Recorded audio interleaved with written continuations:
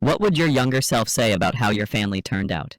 5 birthdays. No calls, no gifts, not even a text. At first, I told myself it was normal. Adults grow apart, families get busy, life happens. That's what I said when friends asked if I was doing anything for my birthday, and I shrugged, pretending I didn't care. I'd smile and say, "Oh, we're not really big on birthdays," as if it was some kind of family tradition rather than a slow, silent erasure. But every year, when that day came and went without even a lazy happy birthday from my parents, a small part of me tightened, like a thread being pulled, quieter each time, but always there.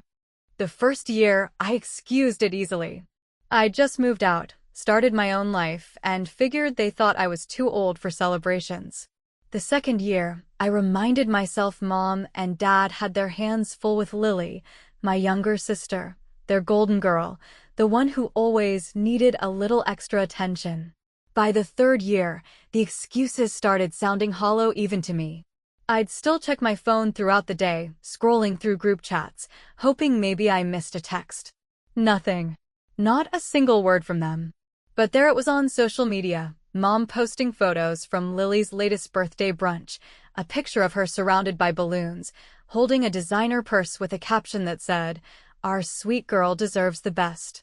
I tried to laugh it off. Honestly, I did. I told myself it was fine, that maybe they were just showing love in their own way, the same way they always had through advice, through concern, through telling me what I should be doing differently with my life. It's funny how we'll accept emotional neglect if it's wrapped in family labels like tough love or you're the strong one. I started to believe that maybe I didn't need the attention, that maybe I was too independent for the kind of affection that came so easily to Lily.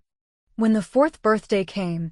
I didn't even expect anything. I went out with a couple of friends, drank too much, and came home to an empty apartment that still smelled faintly of the cheap candles I'd lit to make it feel festive. I remember sitting there, watching the wax pool and harden again, and thinking how stupid it was that I even noticed the silence. I told myself I was over it. I had a good job, a small place that was mine, and no one could take that from me. But there was still a small, irrational part of me that wanted my phone to buzz, just once, with something that sounded like love. By the fifth year, the silence had turned from surprise into something heavier, something that sat in my chest like a stone. The day came, I worked late, didn't mention it to anyone. When I got home, there was nothing waiting for me, no voicemail, no text, not even one of those automatic Facebook messages people send out of obligation. I opened a bottle of wine, poured myself a glass, and raised it to no one. I didn't even say cheers. I just sat there thinking about how strange it was that the people who gave me life couldn't be bothered to acknowledge I was still living it. It's not that I was jealous of Lily. At least, that's what I told myself. She was always the charming one, the spontaneous one, the one who could do no wrong. If she crashed Dad's car in college, it was a learning experience. If I missed a family dinner because of work, it was "you're too self-centered lately." The scale was always tilted, and after a while, I stopped trying to balance it. I simply let it lean their way and built my peace on the quiet side. Still, there were moments when the bitterness slipped through. When I saw Mom comment hearts under every photo Lily posted, but leave mine unread. When I'd call home and Dad would talk more about her dog's vet visits than ask how I was doing. When I'd send gifts on Mother's Day and get nothing but a short "thanks dear" in return, the same words she probably sent to her dentist's reminder email. It wasn't hate that grew in me, just a kind of cold understanding that love in my family had a very clear hierarchy, and I was somewhere near the bottom of it. It's hard to pinpoint when indifference turns into self-protection, but I think mine started around that fifth birthday. I stopped checking my phone so much. I muted family group chats. I learned to make plans that didn't include them, holidays that didn't revolve around guilt or small talk. I told myself this was what adulthood looked like, freedom with a little loneliness mixed in. And maybe that was true. Then, one ordinary Monday morning, as I sat drinking coffee before work, my phone buzzed. A notification. Instagram. I didn't think much of it until I saw the story. My sister standing in front of a white SUV, smiling so wide you could count her teeth, a red ribbon tied across the hood like something out of a dealership commercial. The caption read, "Thanks Mom and Dad," followed by a row of heart emojis and champagne glasses. For a long moment, I couldn't breathe. The coffee went cold in my hand as I stared at the screen. 5 years without a word, and now I was looking at the price tag of their affection, shining under the morning sun. I told myself not to care, not to read too much into it. But something inside me twisted, not from envy, but from clarity. This wasn't about gifts or birthdays anymore. It was about being invisible until they needed to feel generous. I put down my phone, closed my eyes, and laughed quietly, bitterly. I told myself, of course she got a car. Of course, it had a bow. Of course, there was a post. My family didn't give love, they curated it for display. I didn't comment, didn't message anyone. I just sat there in that silence I knew so well, and for the first time, it didn't feel like pain. It felt like distance, clean, cold, deserved. And yet, 2 days later, when someone knocked on my door, I knew even before I opened it that the quiet was over. When the knock finally came, it wasn't the heavy, impatient drum I grew up with when Dad forgot his keys, nor the cheerful double tap Lily used to do when she arrived unannounced because she needed a dress, a blender, or my opinion at the last minute. It was a soft, tentative rattle that sounded like it might give up and go away if I pretended not to hear it, which would have been easier if my building's hallway didn't echo like a church, and if I hadn't already seen the shadow under the door. That told me whoever stood there was hunched and waiting and probably crying, and even though I had asked the universe repeatedly to stop sending me tests disguised as family, I opened it anyway and found my mother clutching her purse the way people clutch a Bible in hospital waiting rooms, mascara smudged, breath hitching, eyes darting past me into the small apartment as if she were looking for a simpler version of me that might rush forward with tissues and forgiveness. She said my name like it tasted strange in her mouth, and I stepped aside because I was raised to let people in even when a part of me wanted to ask for an appointment, a reason, a written apology stapled to an oven-warm casserole. Anything that would make the moment feel less like an ambush. She came in with that careful, breakable walk mothers use when they want to communicate both urgency and fragility, and while I put the kettle on. Because I am incapable of handling emotional chaos without boiling water, she perched at the edge of the couch and folded her hands like she was at a scholarship interview where the scholarship committee already disliked her but might still be persuaded by decorum. "I didn't know where else to go," she said, which landed like a confession and a slap at the same time, because the sentence carried an entire family map drawn without me, a list of doors that should have opened before mine but did not. And while she dabbed at the corner of one eye with a tissue that had clearly been promoted from use to emergency, she added that she had been driving around for an hour, thinking, praying, trying to figure out how to talk to me so I wouldn't misunderstand. A word that did heavy lifting in our house whenever someone wanted to disguise minimization as diplomacy.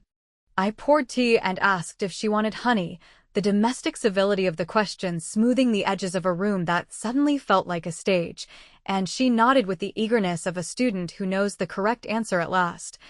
then took a sip and inhaled as if steam might organize her thoughts, and for several long beats she did not mention my birthday, the string of them, the silence, the absence threaded through years like a seam you stop noticing until something snags, and because I am not a saint and never promised to be, I let the quiet sit like a guest of honor until she finally reached for the obvious and said she knew the timing looked bad, that this situation with my sister had exploded faster than anyone expected,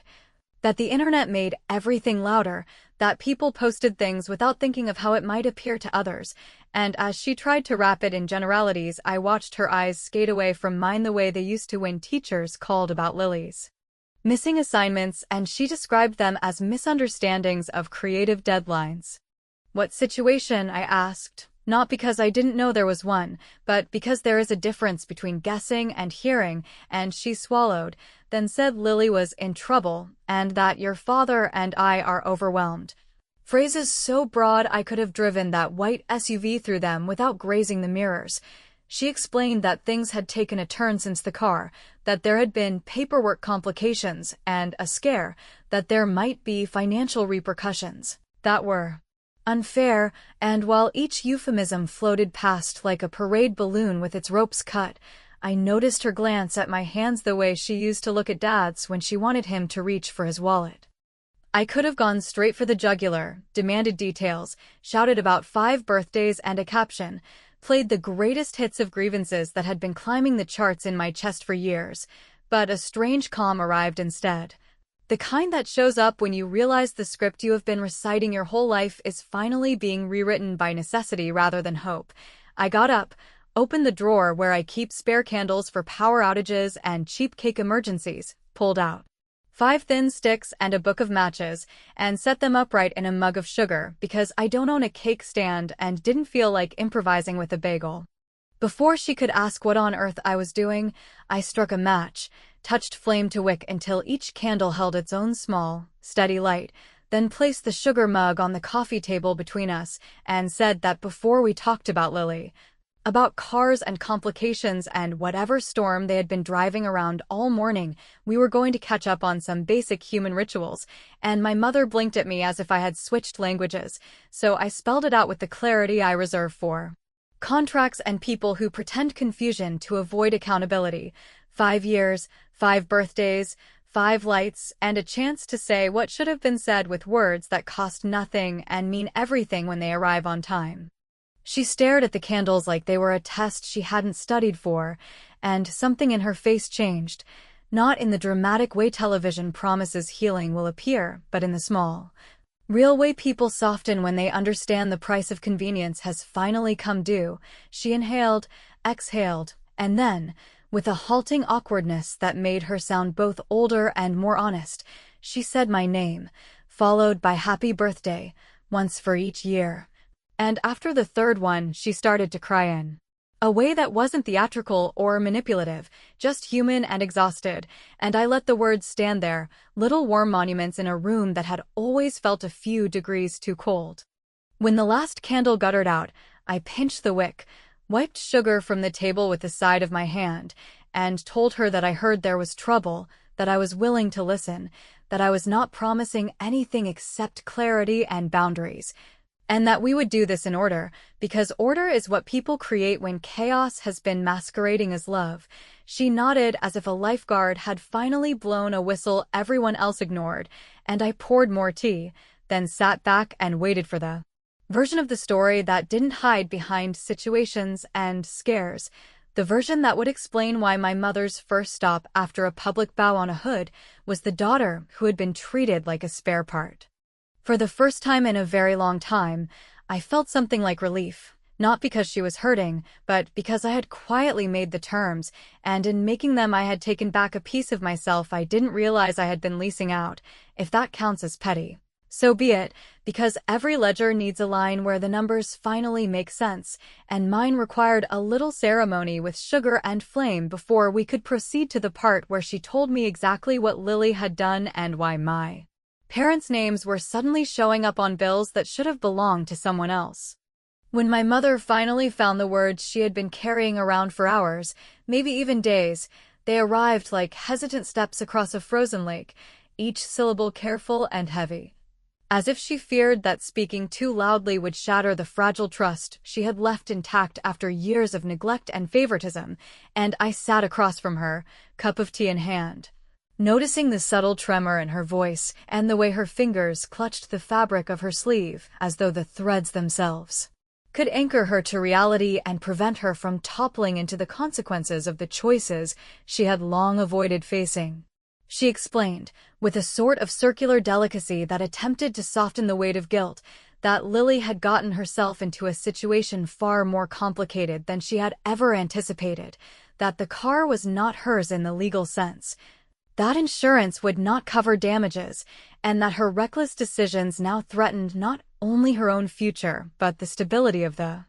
household my parents had carefully curated for appearances, and as she recounted every detail, I realized with an uncomfortable clarity that I had been silently waiting for this reckoning for years, that the years of birthday silence,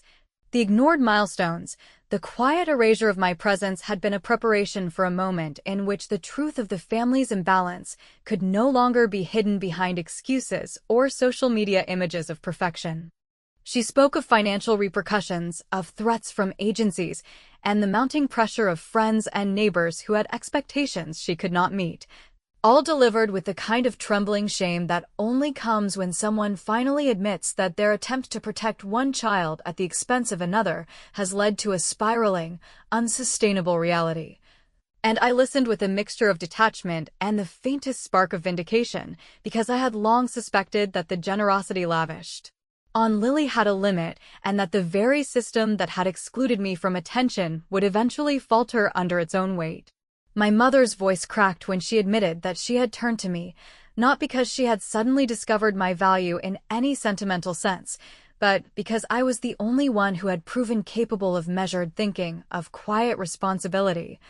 and perhaps even of restrained judgment, and in that admission, I recognized the first real acknowledgement of the hierarchy I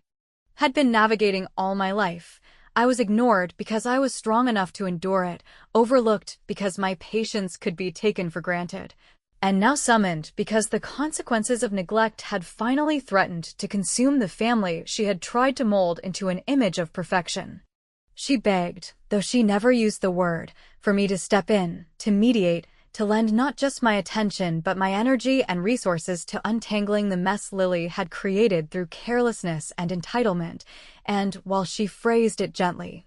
framing the request as a need for guidance rather than a demand for intervention, the underlying expectation was clear. I had been absent from the family's small ceremonies, from their calls and celebrations, yet now I was expected to compensate for all their failures and to repair what had been broken in their pursuit of appearances. I observed her closely, noting the unspoken fears that ran beneath the surface, the worry that if I refused, I would not only abandon Lily, but prove their misjudgment of me correct, and yet at the same time, I felt a curious calm,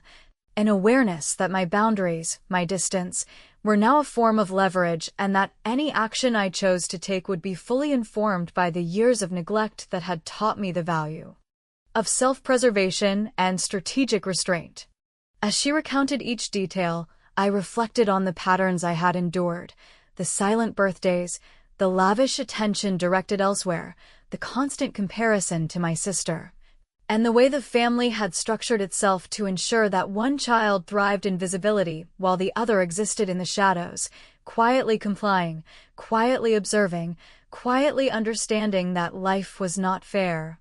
and that fairness in their household was measured by attention and material reward rather than emotional connection or consistent acknowledgement, and I realized with clarity that my patience had never been submission, but a calculated endurance, a silent accumulation of insight and self-respect that now positioned me to respond on my own terms rather than being swept into a cycle of crisis management dictated by their failures.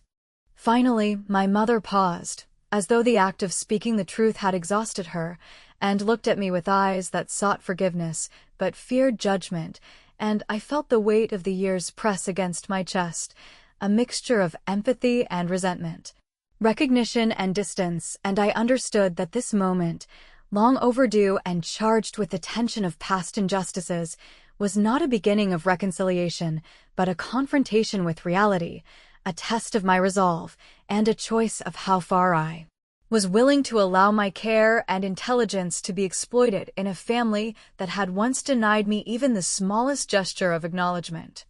I sipped my tea, letting the warmth anchor me, and considered carefully what it would mean to act, to withhold, or to respond selectively, recognizing that in this delicate balance of responsibility, guilt, and opportunity,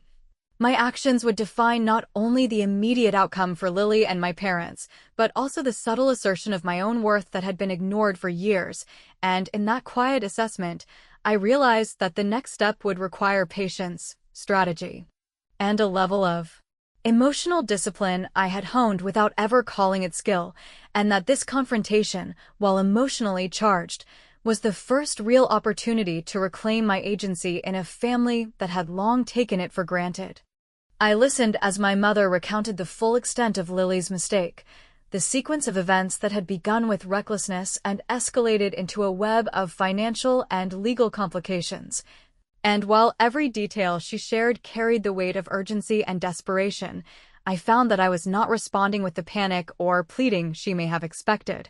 nor with the immediate offer of assistance that had been demanded by unspoken family rules for decades, but with a deliberate stillness that was cultivated from years of observing the imbalance, from learning to measure my responses and to preserve my dignity against the tide of neglect and favoritism that had defined my upbringing. And in that calm, I realized that the power I had accumulated in silence now afforded me the rare position of choice, a vantage point from which I could act in a manner that would enforce accountability without the need for confrontation or overt anger. As she explained the deadlines, the threats from institutions, and the mounting pressure from friends and colleagues who were now aware of the incident, I reflected on the pattern that had carried through my life. My achievements were minimized, my birthdays ignored, my opinions disregarded, while Lily's every action, regardless of merit, received immediate attention, validation, and, when convenient, financial or material reward, and I understood that this situation was no different from all those years before, except that the stakes were higher, the mistakes more visible, and the potential for impact greater, because now the imbalance could not be hidden behind courtesy or silence. And I could no longer be positioned as merely a witness to my parents' errors without leveraging the knowledge and control I had carefully cultivated. I informed my mother that I would help, but not in the ways she imagined, because my aid would not involve capitulating to panic, covering expenses that were not mine, or absorbing the consequences of favoritism that had always been part of the family dynamic. Instead, I would assist in a way that reinforced accountability, that taught lessons previously ignored, and that subtly realigned the hierarchy that had allowed neglect to flourish under the guise of love. And as I explained this approach, I watched her expression shift from relief to confusion, as though she had expected either compliance or refusal and could not reconcile the deliberate neutrality I was asserting, and I knew in that moment that the satisfaction of quiet, intelligent revenge would not be theatrical, but profoundly effective in its subtlety. Over the next hours, we organized the necessary steps for Lily to address the legal and financial consequences of her actions, with my mother providing information while I filtered it, clarified it, and directed it in a manner that forced recognition of responsibility rather than offering an escape from it. And as the day progressed, I realized that the relief I had long denied myself was present in the act of structuring the response, in exercising control over a situation that had historically been dictated by my family's capricious decisions, and that this measured, restrained intervention was a form of revenge far more satisfying than anger, because it highlighted competence, patience, and foresight in contrast to their prior carelessness. My mother's gratitude was genuine, but it was mixed with an awareness of the shift in dynamics, because the power she once assumed over me through neglect and favoritism was now tempered by recognition that I could operate independently, make decisions calmly, and enforce responsibility without drama. And I observed her noting each adjustment, each correction, as if cataloging my ability to manage both her and Lily in a way that previous years had not permitted. And I understood that the lessons they had failed to impart through attention and nurture were now being delivered indirectly through my guidance, and that the subtle irony of the situation was itself a reward for years of patient endurance. When the immediate actions were in place, I stepped back, offered tea, and spoke in calm, measured tones about expectations, responsibilities, and the consequences of repeated neglect, using language precise enough to prevent misinterpretation but gentle enough to preserve civility. And I watched as my mother absorbed each word, her tears more reflective of understanding than of helplessness, and for the first time in years, I felt a sense of completion in a family interaction that had previously left me empty and overlooked, because I had not only preserved my dignity, but had imposed structure and consequence in a way that they could neither manipulate nor evade. By the time I closed the door behind her, I felt the quiet satisfaction of having enacted a form of revenge that required no confrontation, no raised voice, and no overt assertion of anger. And I realized that the most effective victories are often the ones that arrive through patience, strategy, and the deliberate application of competence over chaos, because in allowing them to confront the reality they had long obscured, I had ensured both accountability and a subtle reclamation of respect. That had never been granted willingly, and in the lingering stillness of my apartment, with the quiet hum of the city outside, I understood that the balance had shifted, not with spectacle or drama, but with the power of deliberate, unhurried action that made my presence and my judgment impossible to ignore. A week passed after I had guided my mother through the practicalities of Lily's predicament, and though I had maintained a measured distance, I could feel the tension lingering in the air. A subtle awareness that the dynamics had shifted, but that the underlying imbalance still pulsed beneath the surface like a quietly ticking clock, reminding me that my family's dysfunction was not resolved by a single act of intervention, but merely adjusted by the careful application of patience and restraint. And I found myself reflecting on the years of neglect, the silent birthdays, the constant prioritization of Lily over me, and the realization that the time had come for me to assert control not through confrontation, but through deliberate presence, leaving them to reckon with the consequences of choices they had long taken for granted. The call came in the late afternoon, hesitant and punctuated by stifled sobs, with Lily's voice quivering as she described the spiraling pressures that had resulted from the crash, the insurance issues, and the social embarrassment of public exposure. And though she expected immediate sympathy or rescue, I remained calm, listening closely as she recounted each detail, recognizing the patterns that had allowed this chaos to unfold, and understanding that my response would not be dictated by guilt, but by the clarity of experience, by the accumulation of years in which I had learned to navigate my family's expectations without surrendering my own sense of worth or agency. When she mentioned that my mother had been crying for hours, pacing the house and repeating the same anxious phrases, I realized that the cycle of attention and neglect had shifted once again, and that the emotional labor I had endured silently for decades was now being solicited under circumstances that exposed the fragility of the family's carefully constructed hierarchy. And I felt a quiet recognition of the irony that those who had once dismissed my presence were now dependent on my ability to maintain composure, to guide decisions, and to establish a sense of order in a situation of their own making. I drove to their house in silence, noting the familiar landmarks that carried memories both painful and comforting, the street where Lily had learned to ride a bike before I had, the corner where my mother had scolded me for running too fast while letting Lily tumble and scrape her knees without comment, and the driveway where the new car now sat, damaged but still impressive in its size and shine. A visual reminder of privilege unearned and attention consistently misallocated, and as I approached the front door, I steeled myself for the encounter that would define the boundary between compassion and exploitation, understanding that my choices in the next moments would determine not only the resolution of the current crisis, but the subtle recalibration of my position within the family. When I knocked, the door opened slowly, revealing my mother in a state of vulnerability I had rarely witnessed, eyes swollen, mascara streaked, hands trembling as she attempted to form coherent sentences while struggling to suppress the torrent of emotion that had clearly been building for days, and I noted the contrast between the confident,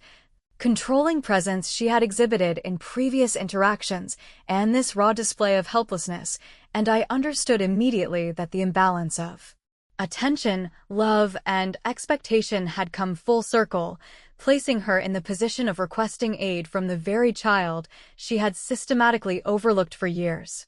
She reached out instinctively, as though the act of touch could convey both apology and appeal, and I responded with measured patience, allowing her to lean against me briefly without relinquishing my own composure, and as she spoke, acknowledging her favoritism,